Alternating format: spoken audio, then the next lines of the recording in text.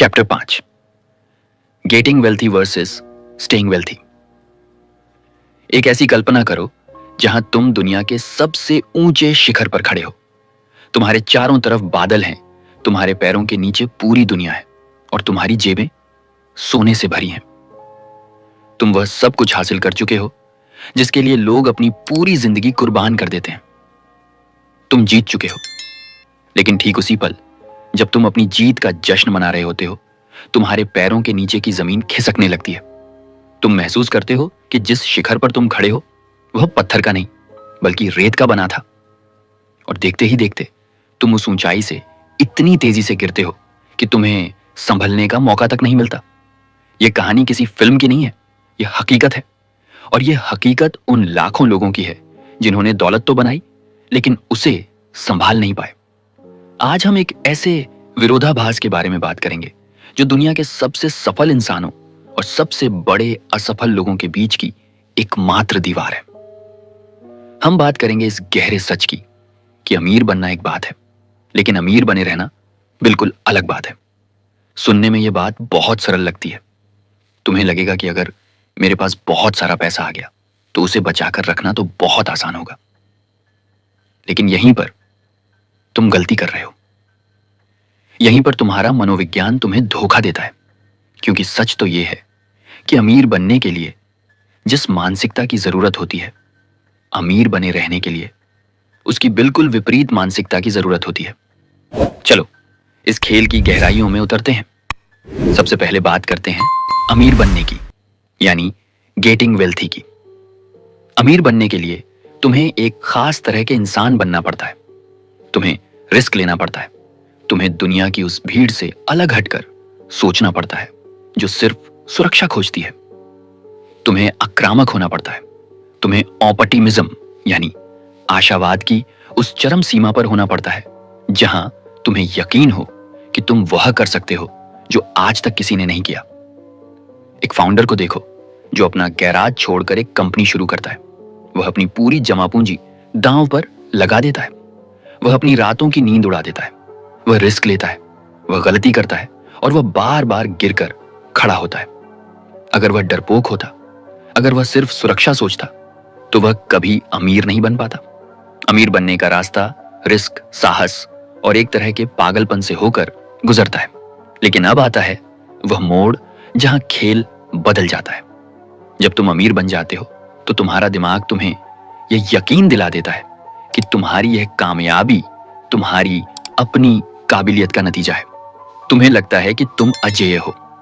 तुम यह भूल जाते हो कि तुम्हारी सफलता में किस्मत का भी एक बड़ा हाथ था, और यहीं से शुरू होती है बर्बादी की कहानी। अमीर बने रहने के लिए, यानी स्टेइंग वेल्थी के लिए, तुम्हें अपनी पूरी पर्सनैलिटी को बदलना पड़ता है। अब तुम्हें आक्रामकता नहीं बल्कि विनम्रता चाहिए। अब तुम्हें रिस्क लेने की भूख नहीं बल्कि नुकसान से बचने का डर चाहिए। अमीर बने रहने का सबसे बड़ा मंत्र है सर्वाइवल, यानी जीवित रहना। दौलत के खेल में जीत उसकी नहीं होती जो सबसे ज्यादा कमाता है, बल्कि जीत उसकी होती है जो सबसे लंबे समय तक खेल में टिका रहता है। चलो मैं तुम्हें एक बहुत ही मशहूर और दर्दनाक उदाहरण देता हूं जो पूरी दुनिया में लॉटरी जीतने वालों के साथ होता है। तुमने अक्सर खबरें पढ़ी होंगी कि किसी साधारण इंसान ने करोड़ों की लॉटरी जीती और 2-3 साल बाद वह फिर से उसी गरीबी में लौट आया जहां से उसने शुरू किया था। क्यों?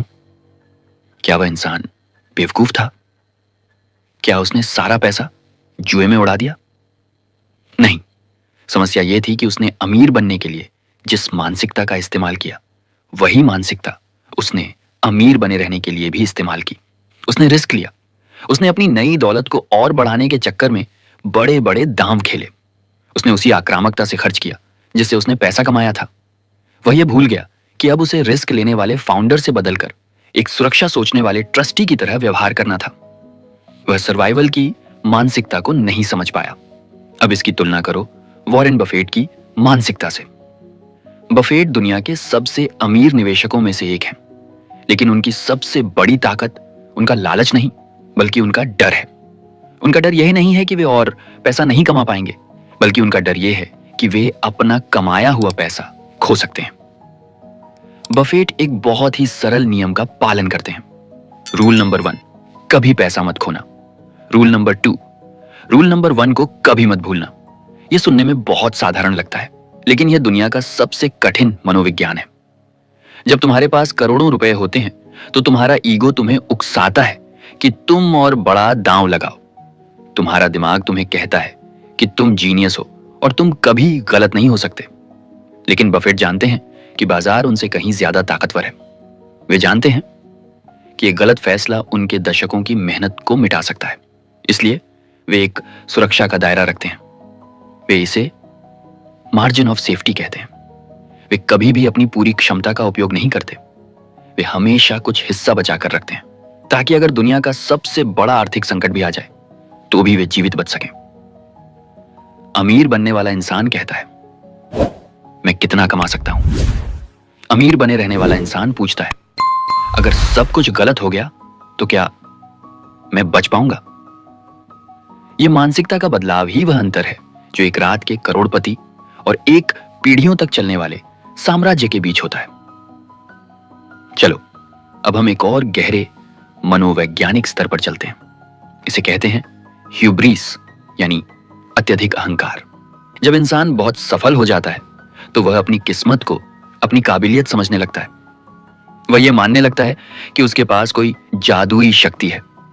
इतिहास ऐसे उदाहरणों से भरा पड़ा है जहां बड़े बड़े सम्राटों और कंपनियों ने इसी अहंकार में अपना अंत कर लिया। नोकिया को याद करो। एक वक्त था जब नोकिया का पूरी दुनिया के मोबाइल मार्केट पर राज था। वे दुनिया के सबसे ताकतवर थे। उनके पास पैसा था, तकनीक थी और सबसे बड़ा मार्केट शेयर था। लेकिन उनके अंदर वही अहंकार आ गया। उन्हें लगा कि वे कभी गलत नहीं हो सकते। उन्होंने बदलते समय को नजरअंदाज किया। उन्होंने सोचा कि लोग वही चाहेंगे जो नोकिया उन्हें देगा। वे यह भूल गए कि वे सर्वाइवल की स्थिति में नहीं थे, बल्कि वे अपने अहंकार की स्थिति में थे।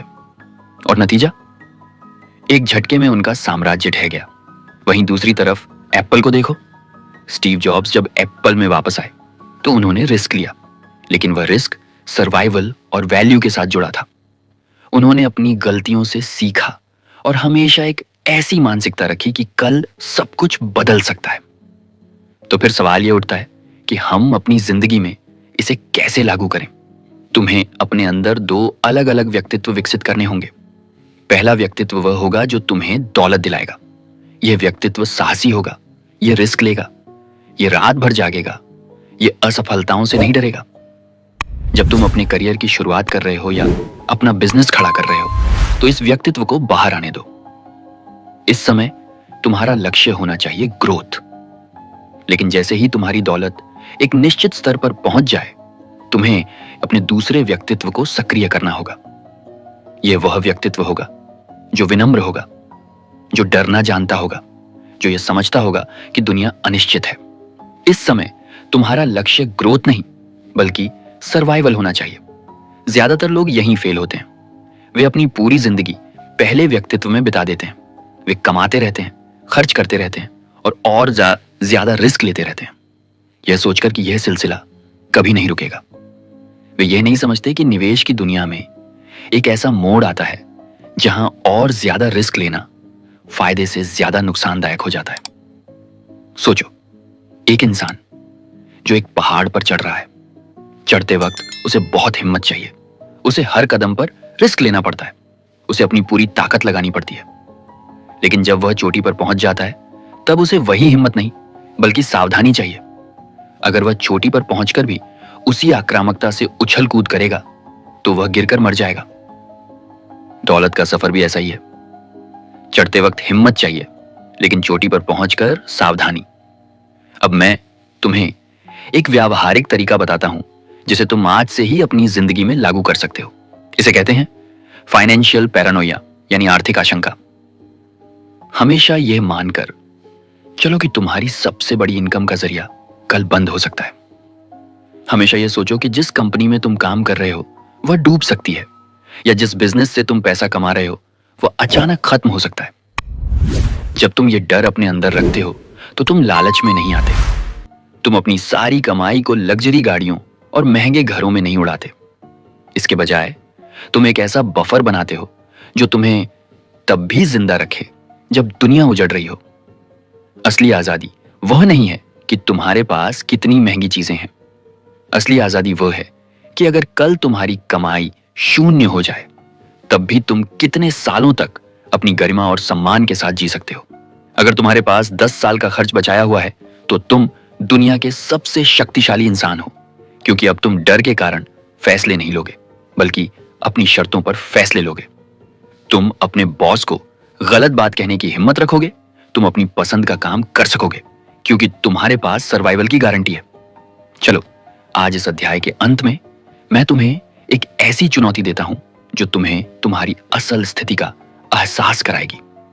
आज अपनी सारी संपत्तियों और अपने खर्चों की एक लिस्ट बनाओ। अब अपनी आंखें बंद करो और कल्पना करो कि तुम्हारी आज की सारी इनकम बंद हो गई है। 1 रुपया भी नहीं आ रहा है। अब ईमानदारी से गणना करो कि तुम कितने दिनों तक, कितने महीनों तक या कितने सालों तक बिना अपनी जीवन शैली को गिराए जिंदा रह सकते हो। वह जो नंबर निकल कर आएगा वही तुम्हारा असली सर्वाइवल स्कोर है। अगर वह नंबर बहुत छोटा है तो डरो मत, बल्कि जागरूक हो जाओ। यह संकेत है कि तुम अभी भी सिर्फ अमीर बनने की मानसिकता में हो।